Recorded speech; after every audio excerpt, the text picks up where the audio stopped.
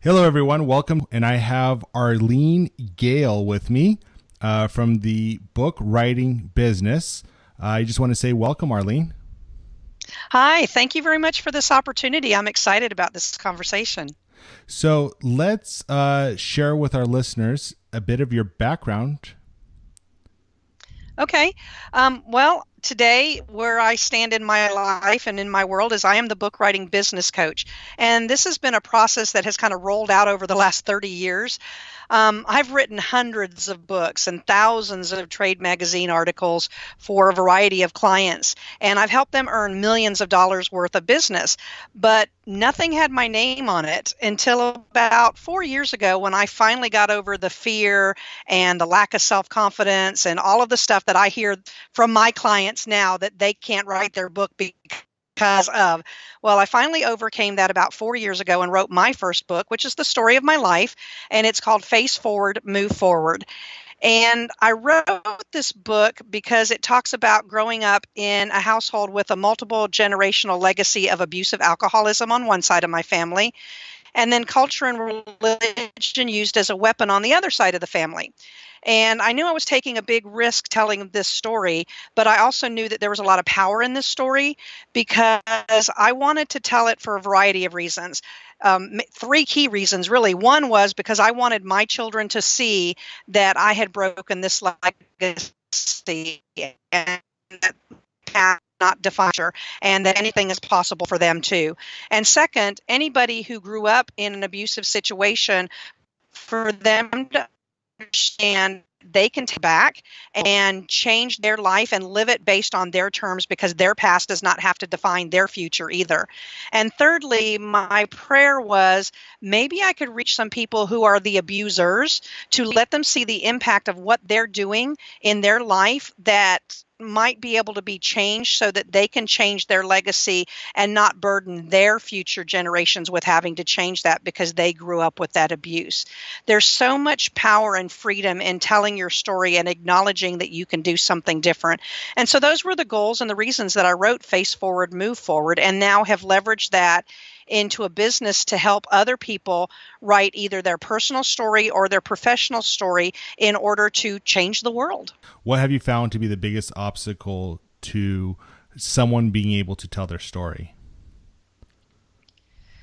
What I found to be the biggest obstacle in people who are writing a personal story is just the fear of what might happen when they tell their story. Because, families don't want that ugly story being put out there on the marketplace. And so I'm very careful when I work with people who are writing their personal story to make sure that they're writing it with a reason that's going to be positive and make a positive impact on the world. In other words, if somebody calls me and says, hey, I want to write this story, and I ask them why, and they say, well, I just want to get back at XYZ or ABC. Well, okay, but I'm not the person to help you write that story. I want to make sure that I can help them have an experience that's going to be therapeutic for them and powerful for them, which is something is part of their fear, but also help them understand how can they use the power of their story to make a positive impact on the world and potentially too to grow this into a business. And that means, do you want to be a motivational, inspirational speaker when we write your story? Do you want to hold workshops? Do you want to be a life coach or a business coach? What is the end result? What is the positive outcome? And when we talk about those two things in combination, that's what gets people off dead center and gets them excited to go, oh yeah, there is power in my story and I can make a difference in the world. I can use my story and my pain to change somebody's life. Now, when you were writing your own book, and you mentioned you wrote it out of pain there, what helped you to overcome your own pain to be able to, was it almost therapeutic for you to write this book? What helped you to eventually get this information out? Well, I had all my own self-doubt, and I knew, face forward, move forward, the title of the book. Face forward is about I'm 18 years old and I've been beaten for the last time, dumped. I have no money. I have no direction. Now what do I do? So the face forward, everybody says, well, that's the hard part. But for me, that was the easy part because I knew literally I would rather be dead than to live that legacy again. And so that's how desperate I had gotten in my life. So what do I do instead? That's the move forward part. That's the how do I live a life 180 degrees different than anything I had seen modeled. And so that's the second half of the book is about the tools and the tips and the tricks that I use to help overcome negative self-talk, to be a better parent, not perfect because I say I'm never going to be perfect, but I will be perfectly me. And some days that means that I have to go, oh my gosh, why did I do that? And what was I thinking? So it's not about perfection. It's about living a life that's better than anything I ever imagined possible, years or decades ago. And that was my goal. And so for me, that was my therapy. But I have a couple young sons, and I knew, again, I would literally rather be dead than damage them the way that I was.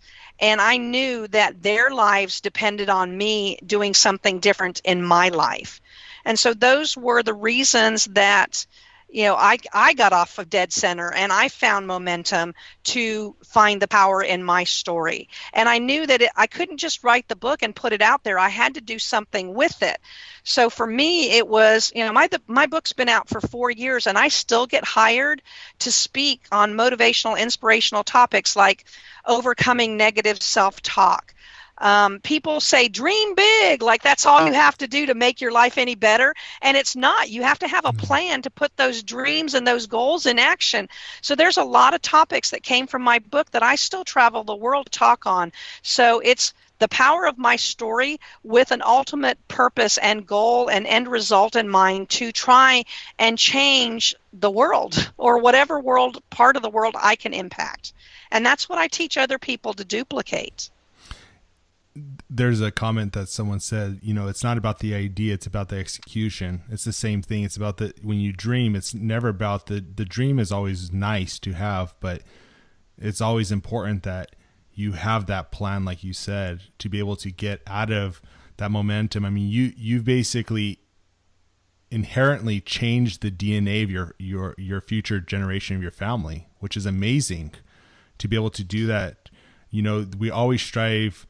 I'm a parent, and I always strive to change, make my kids' upbringing better than my own, and it's not necessarily inherently negative on my side. I see there was maybe a reason for who I am today, but I'm able to see things what not to do and how can I improve that, and that's amazing. What is your definition of happiness? Oh, wow. Well, before we started talking, my 23-year-old college son sent me a text with a photo of somebody's car being towed away. And I had to look real close to make sure it wasn't his because he's unfortunately had that experience. And attached to that picture was, I'm just sitting here watching this event unfold and being thankful for two things. One, that it's not me. And two, that I have parents who support me and love me no matter what kind of boneheaded things I do. And so for me, that's my definition of happiness. I want to be present and lovable and peace-filled in my children's lives and in my husband's life. And when I get that kind of note from my son or my husband or some of my clients or anybody I've impacted that says, hey, you made a difference, and I do. As a result of my book, I've got my email in there, and I get emails all the time saying, wow, this thing or this part really changed my outlook. That's my definition of happiness because that's my, yes, I did it. And, it's not always been easy, but it has always been worth it. And that's my definition of happiness. That's my life's goal. Now, if someone was to want to write a book, and tell their story, what are some of the tips that you would be able to give them to help them to get their story to be able to make an impact to the people around them and to the larger audience of community? Well, the first tip I would give them is make sure that you understand the purpose of telling your story. Be clear of your why. Be clear what you want to do with the story. So it's the why and the what. And then how do you want to use it to change the world or impact the world? Because some people want to write their story just to communicate that to their children and future generations. Some people want to go all the way to writing their story to grow a business, for example, a speaking business, or like I said, a coaching business or workshops, or they want to fund a nonprofit. I've written books with that goal in mind. So really, if you want to write your story because you feel like you have a powerful story, the first step is why are you writing it, and then how are you going to use it?